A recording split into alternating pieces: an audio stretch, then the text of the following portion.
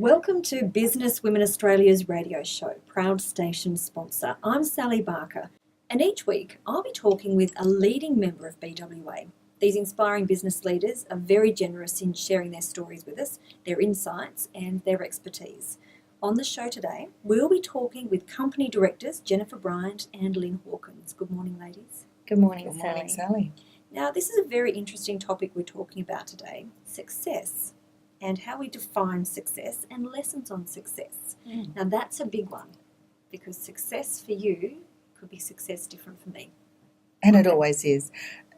With the experience that we've had over the years, success is a matter of what it is that makes you feel good, where is your passion, why are you using it, and what difference are you making? So if you've identified that, if you've created your lifestyle around doing what you love, then of course you're going to think in all sense of the word success, that you are a success. Is that where some people come a bit unstuck when you mentioned like creating that and knowing that why and your passion?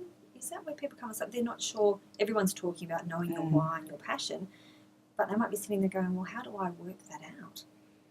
Yeah, we did an exercise with our members over a full morning, and we were looking at this. You know, what is it that we want to be known for? What is it that we're really good at? What's our why? And it's quite a stumbling block. And I think, you know, particularly our generation, you know, we've all often been told, you know, what the pathway to success is, you know, through the education processes, through, you know, the messages of our parents, through life and society's expectations. And I think when given the opportunity to sit back and say, you know, what is my why? A lot of people are really unsure about, one, giving themselves permission to dream and to think about, you know, what it is that they're really, really passionate about. What is it that puts fire in their belly?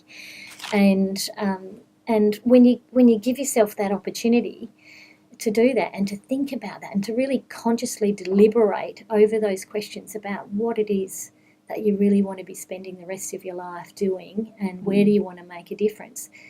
It's not something you can do in 5 minutes. You really need to spend that time out and reflect and consider it. And there's some certain steps you can do that can help you through that process. So we were talking about what is it that makes you feel successful. So just some examples of, is it money in the bank, size of your business, life-changing invention, all of these things is giving yourself permission to say, yeah, that makes me feel successful. But what is it at the core that you can get to that stage where you just say, that's it, this is my passion, this is why I'm on this earth, and I'm going to keep working in this until other people see it as a success as well. And so individual success stories are owned by whoever's saying those stories. And I love hearing whatever it is that they feel successful about. But for those that come unstuck, years ago, I did the passion test. And that is something that I know a lot of people could easily do and discover exactly what is it, their purpose, their why, and could they create a successful journey if they did that every single day. And I guess for me, when I sat down and did that passion test, it unearthed, if you like, what are the things that I wanted to do every day that would make me feel successful. What I was hoping, though, was it was going to translate to some financial rewards, which is very important for my lifestyle, for my well-being, so I can drive a nice car and eat food, etc., etc. So I think having a mentor again, a coach, a business coach, somebody to help you identify of those things that you love doing, what could we do to create an income out of that? And I think that that's something that we help people do, and we love it when people come to us with a strong focus on what it is that they want to do. How can I make it work? How can I make money out of that? So one of the things that I always suggest for people when they are really trying to determine what their why is, where they want to go going forward, you know, what their plan is going to look like.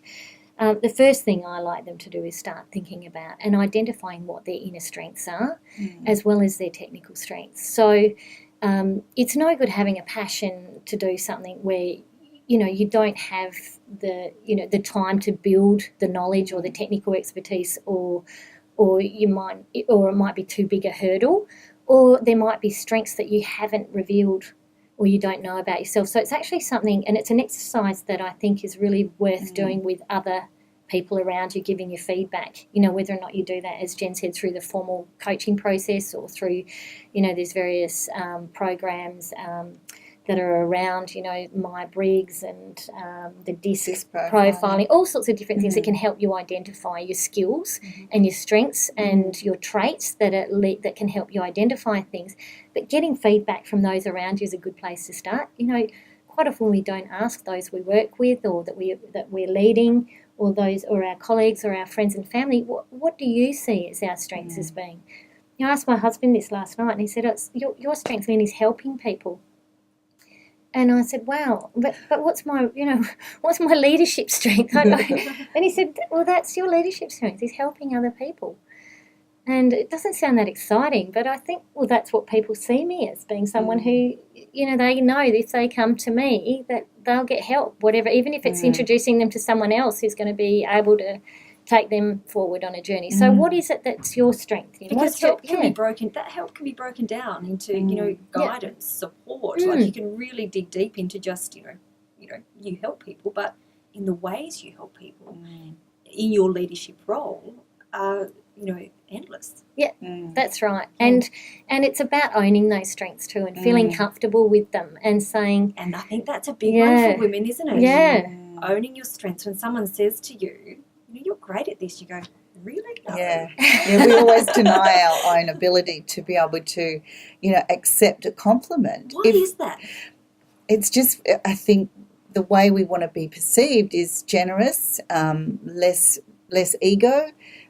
We want people to respect us for who we are, not for our brazen, upstanding, this is who I think I am. I am sort of doesn't come into it for me either.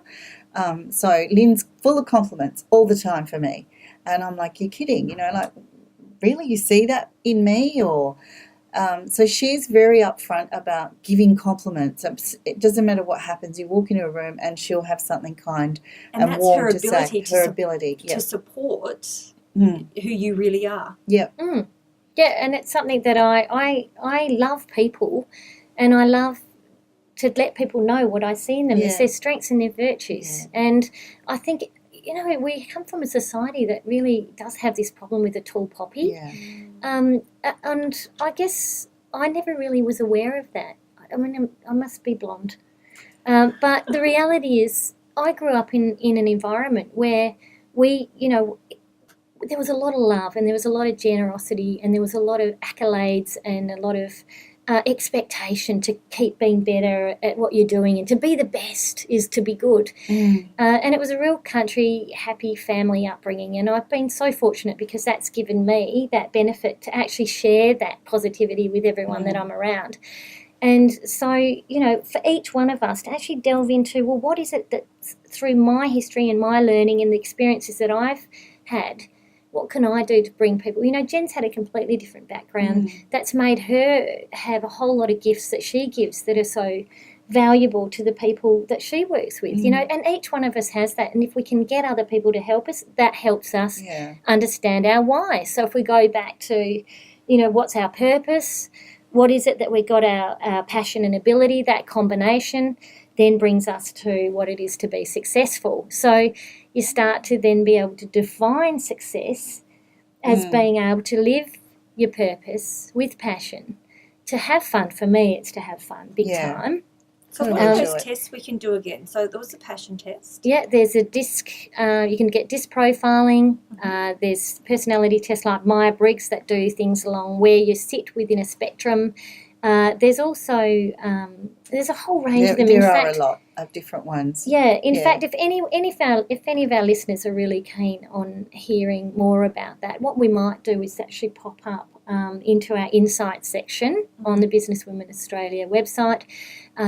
Some of the tests that are freely available, and some that you might have to pay a nominal fee, that we've found and that we use, and that our coaches and our leadership management consultants use. So we'll make an effort to do that so that people can go to the website and have a look at that.